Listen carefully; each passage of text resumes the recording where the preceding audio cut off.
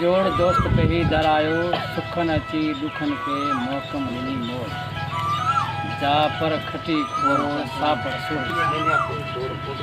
वानकी में सिंध सुजागी फोरम पारां ईद कचहरी इलाइक़े जे मसइलनि ते गौर वीचार।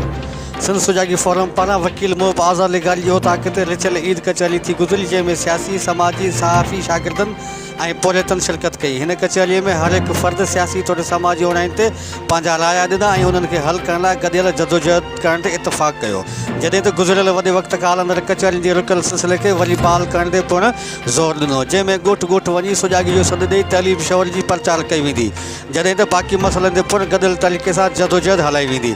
हिन कचहरी में एडवोकेट मोहब आज़ाद लिगारी, साईं आबिद लिगारी, रहमतुल्लाह सोलंकी, अली अकबर सोलंकी, बाग अली लिगारी, एज़ाज़ लिगारी, फरीद लिगारी, रज़ाक लिगारी, अमजद रिंद, हसीब लतीफ़ी, शहज़ाद मल्ला, फैसल लिगारी, शंकर माली, सदाकत सिंधी, इरफान मल्ला, शायर हमीद सोलंकी, आज़ाद लिगारी, जाबिर लिगारी, कामिर शबीर लिगारी, दानियाल सोलंकी, शोएब मल्ला, मुख्तियार हाजानो ऐं ॿियनि शिरकत कई।